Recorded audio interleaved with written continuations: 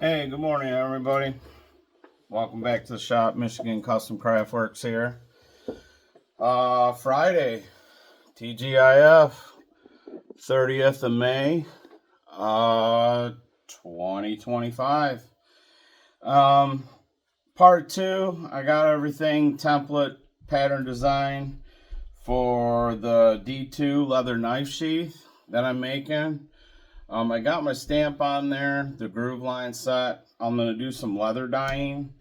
I'm going to apply a finish to this video, so this is part 2. I've already got the knife wrapped in some saran wrap and for wet forming. You guys, anybody that's a subscriber or a regular viewer of mine, they know how I sew and stuff on my machine. So I'm going to need to wet form this. So you guys aren't going to see the stitching part of this video. Just know that, I'm going to stitch it. So anyways, let's get into the video. Right now he's going with a chocolate brown. There you go. Like I said, which you guys will see earlier in the first part of this video today,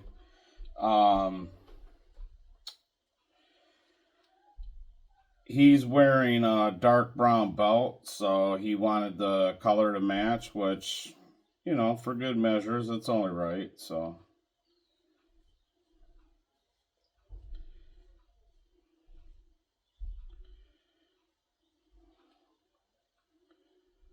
I've cased this leather for the wet forming part of it. As you guys had seen in the first video, the tactical sheath, it was just slop jalop. Like, you buy $100 knife, tactical knife, and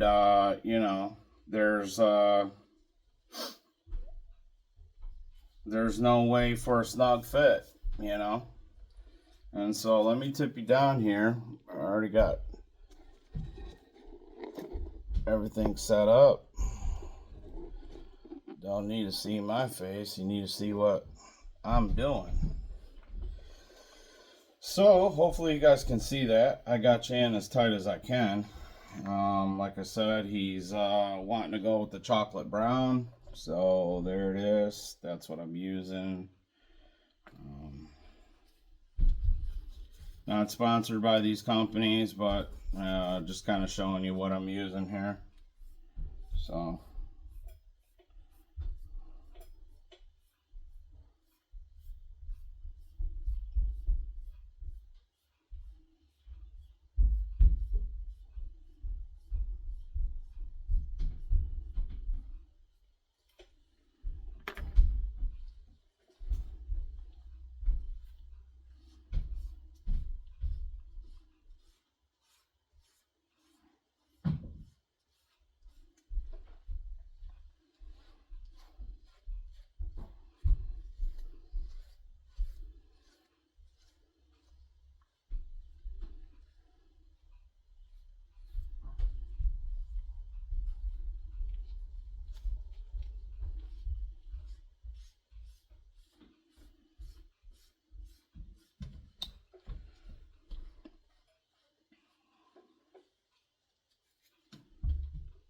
not sure how dark his belt is, but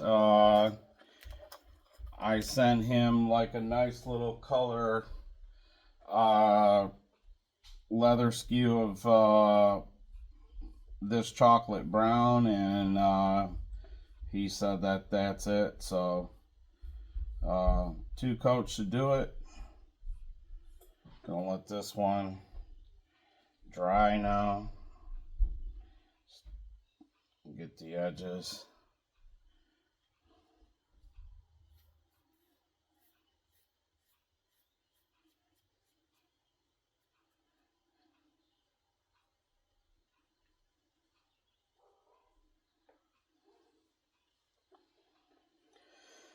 Get the edges, get the edges.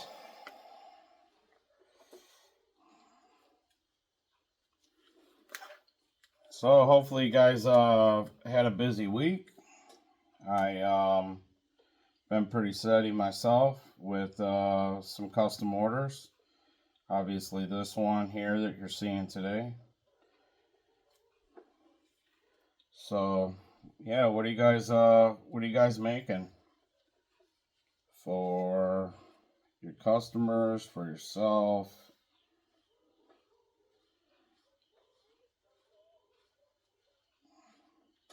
I'm talking leather crafters too. I know some woodworking guys and knife making guys watch my channel, so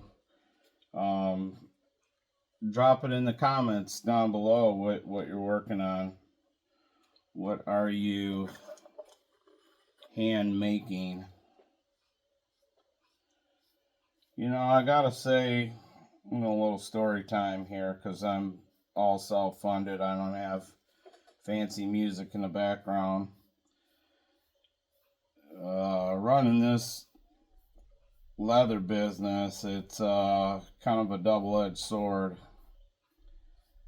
And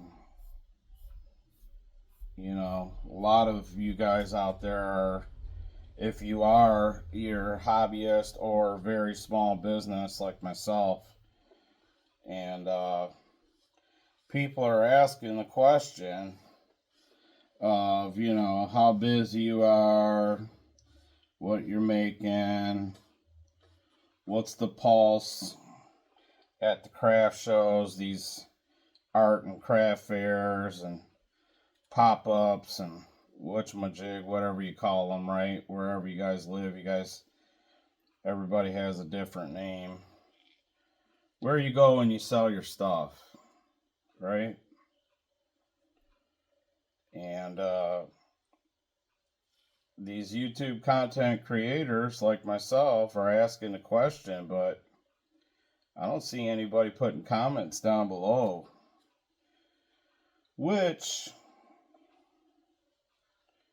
psychologically tells me, I hear crickets, tells me people aren't doing so good. That, the times we're living in, you got U.S. tariffs on all these foreign countries.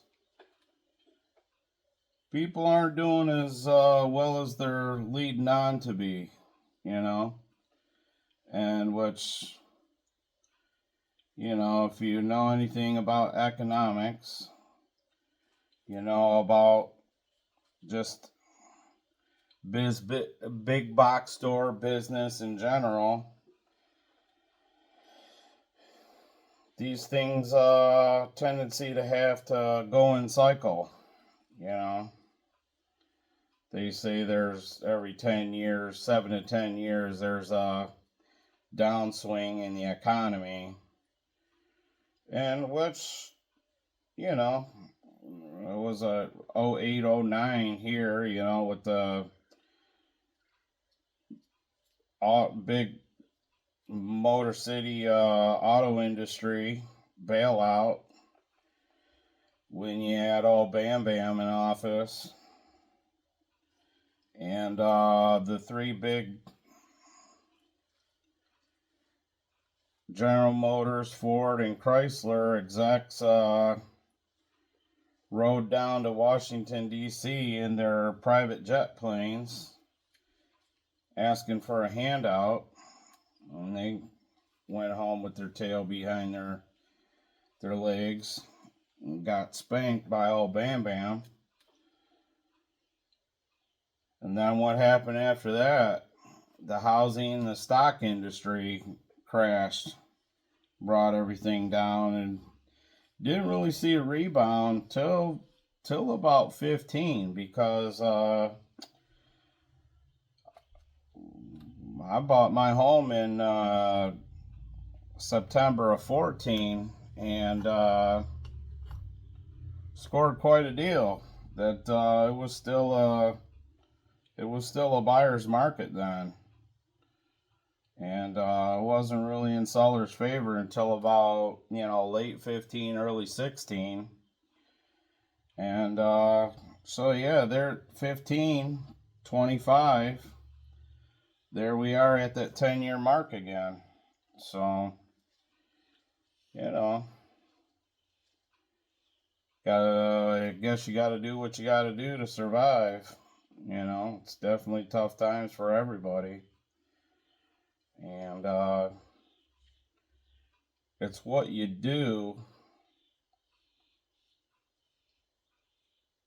in the downturn that will affect your hobby or your business.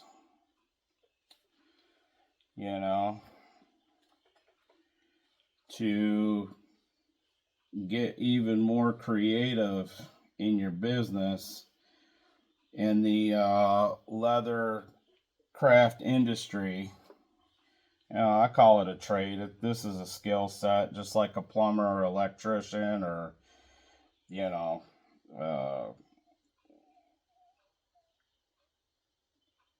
a landscaper, a roofer. It's a skill set, right? You've got a competency to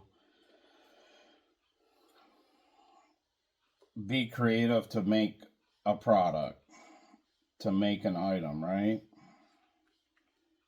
And I think, yeah, that's what's going on right now. Just people are embarrassed to, but really, guys, the only way that we win is that we stick together and help each other out. That, I can look at you as competition, you can look at me as competition, but all in all, reality of it is that,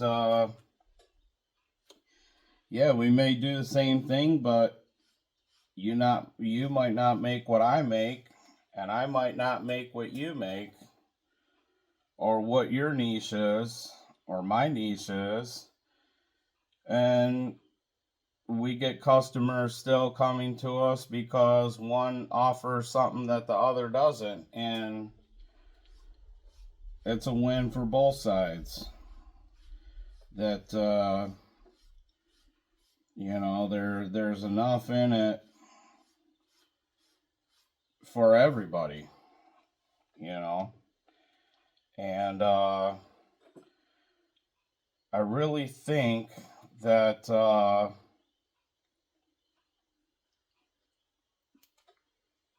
because I see other people that are a little bit bigger doing this, that may have, a handful of employees, that operate on a little bit bigger scale as far as inventory and product, right? And,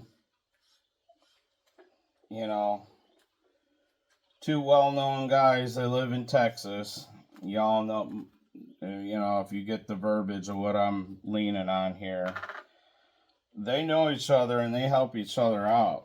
And everybody in the leather industry knows who they are. So, and doesn't matter if it's a economic downturn, upturn, side turn, whatever. They've been doing this 15, 20 plus years and have been able to stand the test of time. And, they figured out real early, let's be friends and help one another where we're struggling, because the only way we win this thing is if, we self-promote and self-promote each other and get our products into the hands of the consumers out there. And I've seen their strategy, and guess what, guys? It works. It really works. And, a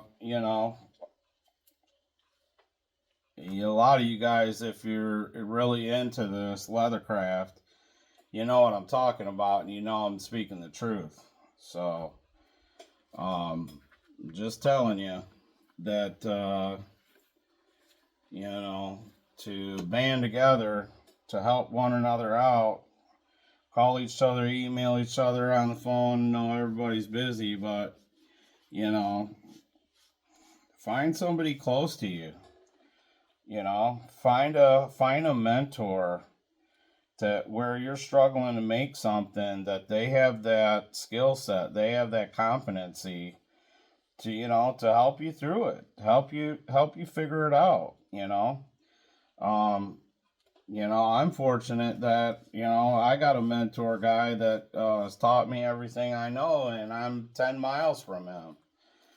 So, you know, you really want to get good in your skill and your craft, you got to level up, you know, because the competition says, I'm going to kick your ass, you know, and, you know, when the going gets tough, the tough get going.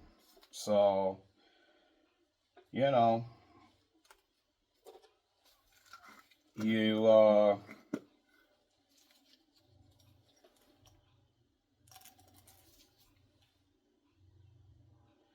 so, you know,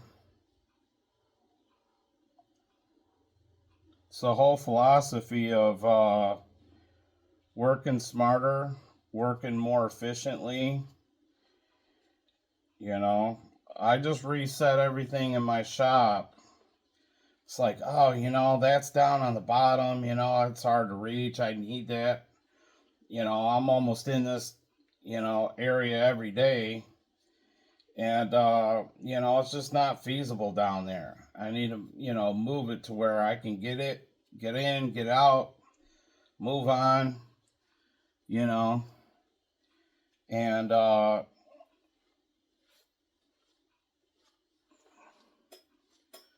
I'm just applying the conditioner now on the inside part. So just kind of nice little coating. The white magic, for any of you that don't know, aka secret sauce.